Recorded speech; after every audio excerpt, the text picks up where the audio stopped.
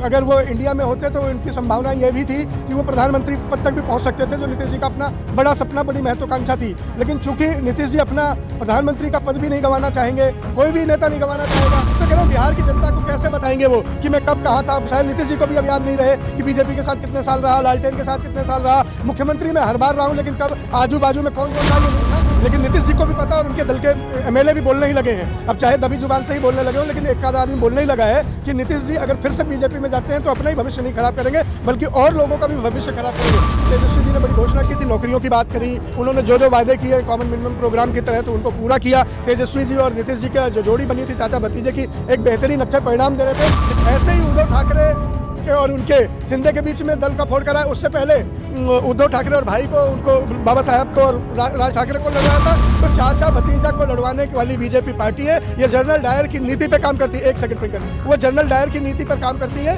कि अंग्रेजों वाली नीति है कि डिवाइड एंड रूल, फूट डालो राज करो, फूट डालो राज करो, कि बीजेपी के अलावा और कोई भी कंपनी है। संदीप जी, क्या लग रहा है जिस तरीके से नीतीश कुमार बीजेपी में शामिल होने की बात कर रहे हैं, क्या लग रहा है? देखिए, नीतीश जी ने अपने आप ही कहा था कि मैं जिंदगी में कभी भी जब तक जिंदा हूं बीजेपी में नहीं जाऊंगा। और नीतीश जी अपने जुबान के पक्के आदमी हैं, अपनी जुबान को समझते हैं, जुबान की अपनी उनकी वक़्त है, कीमत है। और नीतीश जी बिहार के लोगों को ये बात बताना मुनासिब समझेंगे कि मैं देखो जुबान से कभी नहीं पलटता, मेरी जुबान पक्की है। और नीतीश जी ने जब स्वयं ही शपथ ली है, स्वयं ही जनता के आगे कहा है और कसम खाई है कि किसी भी हाल में बीजेपी का दामन नहीं छूंगा जब तक जिंदा हूँ। अब जिंदा है नीतीश जी, जब तक जिंदा है, उनकी खुद की घोषणा है, तो जीते जी वो जाएंगे नहीं, तो मैं क्यों अशुभ बोलूं। बेटी ने ट्वीट करके कहा है और फिर बाद में डिलीट भी किया है, कहा है हवा जिधर चले हवा के साथ चलते रहिए। ये नीतीश जी का अपना वसूल नहीं है कि हवा जिसके साथ चले। अभी नीतीश जी मजबूत स्तंभ है, राष्ट्रीय स्तर पर उनकी ख्याति है।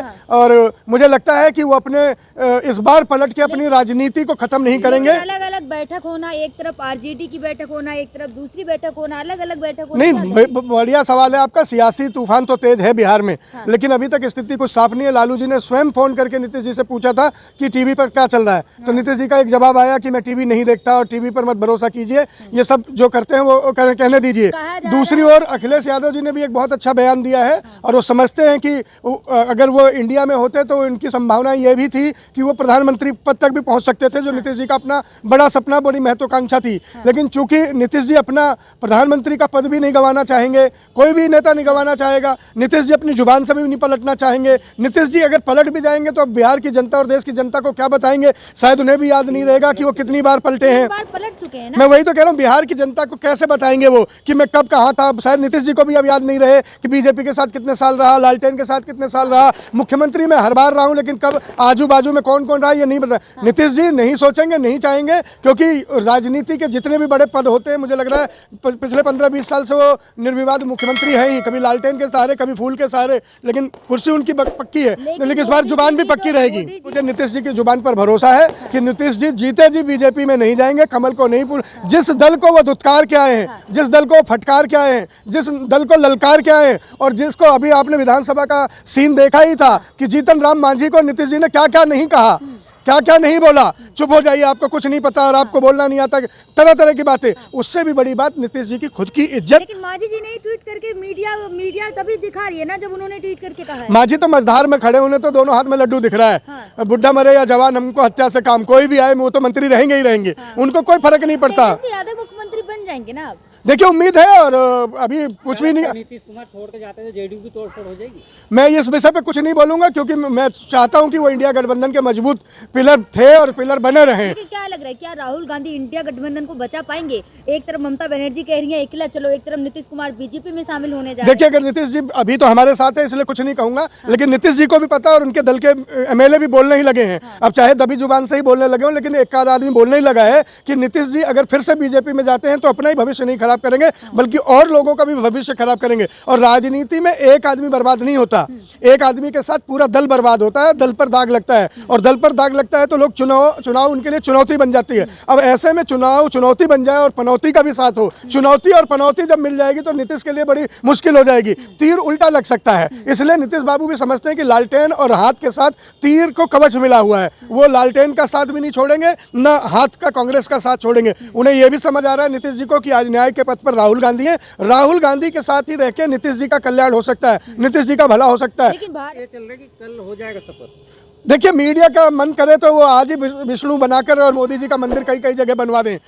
विष्णु का अवतार है मोदी जी, चंपत राय की घोषणा के बाद 100 मंदिर अब तक मोदी जी के भी बन जाने चाहिए कि मोदी विष्णु पार्ट 2 मोदी जी का मूर्ति लगाई जा सकती थी। तो अब मीडिया अब अपनी विश्वसनीयता खो चुका है। मीटिंग चल रही ना, अभी अमित शाह के घर में शाम को मीटिंग है। बिल्कुल, मीटिंग तो कल से ही चल रही है। बीजेपी के अध्यक्ष को बुलाया गया, शकुनी के बेटे को बुलाया गया, वहां से वो साफा पहन के आए और उन्होंने कहा था जब तक नीतीश मुख्यमंत्री रहेंगे मैं साफा नहीं उतारूंगा। और कल जब सवाल पूछा गया, पत्रकारों ने पूछा तो कह रहे अभी साफा मैंने पहन रखा है। तो अभी साफ साफ कुछ नहीं है क्या कुछ होने जा रहा है। लेकिन एक बात तो है कि अगर नीतीश जी ने ये गलती की बीजेपी के साथ फिर से जाने का, फिर से नीतीश जी पलटे, तो नीतीश जी जनता की आंखों में आंख डाल के बिहार जो कि बहुत ही ज़्यादा राजनीतिक लोग हैं, वहाँ समझ रखते हैं, इज्जत रखते हैं, सम्मान रखते हैं, वो नीतीश जी को किस नज़रिए से देखेंगे, क्या स्थिति से देखेंगे। नीतीश जी जो अपनी बात को फिर जनता के आगे कैसे कहेंगे, कि कैसे साबित करेंगे कि मैं जिंदा हूँ और जिंदा होते हुए भी मैं बीजेपी के साथ चला गया। मैं नीतीश जी के लिए बहुत बड़ा कद है उनका। मैं इतना ही कहूँगा कि वो अपनी जुबान की लाज रखेंगे,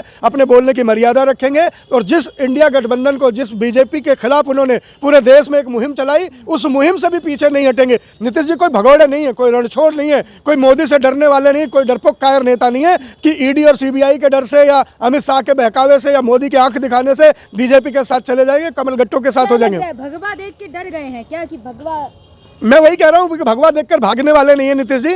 नीतीश जी का अपना वजूद है, अपनी जुबान की इज्जत है। मंदिर को देखकर बीजेपी में शामिल हो रहे हैं? नहीं, को मैं नहीं कहता कि राम मंदिर को देखे, वो जा ही नहीं रहे। मैं कहता हूँ लग रहा है तो चले जाएंगे, ऐसा लग रहा है ना। लगने से कुछ भी, भाई मेरी चाची की और जेडीयू की दूरियां बढ़ गई। सिद्धू साहब एक बहुत बढ़िया बात कहते थे, मेरी चाची की मूछें होती तो मैं उसे चाचा कहता। संभावनाओं के बाजार में कुछ भी नहीं कहा जा सकता अभी, लेकिन स्थिति यही है कि मैं कहता हूं नीतीश जी अपने वजूद को जिंदा रखेंगे, अपनी जुबान को जिंदा रखेंगे, अपने कर्म, अपने पहचान, अपनी शान को जिंदा रखेंगे। नीतीश जी को यह भी पता है कि मैं फिर पलट गया तो लोग मुझे क्या क्या कहेंगे और क्या क्या कैसे आंख मिला पाऊंगा, किस दम पर मैं वोट मांग पाऊंगा, किस दम पर मैं जनता के बीच में जा पाऊंगा, क्या कह के मैं जनता को भरोसा दिलाऊंगा और क्या क्या बोलूंगा, कितनी बार मैं पलटा हूं ये बताऊंगा। नीतीश जी खुद कटघरे में खड़े हैं। नीतीश जी समझते हैं इस बात को, बड़े संयम से समझ रहे होंगे कि इस बार मेरा बीजेपी के साथ जाना मेरी राजनीति का खत्म है। एक तरह से राजनीतिक हत्या जैसी स्थिति हो जाएगी अगर वो फिर भी कमल गट्टों के साथ खड़े हो गए।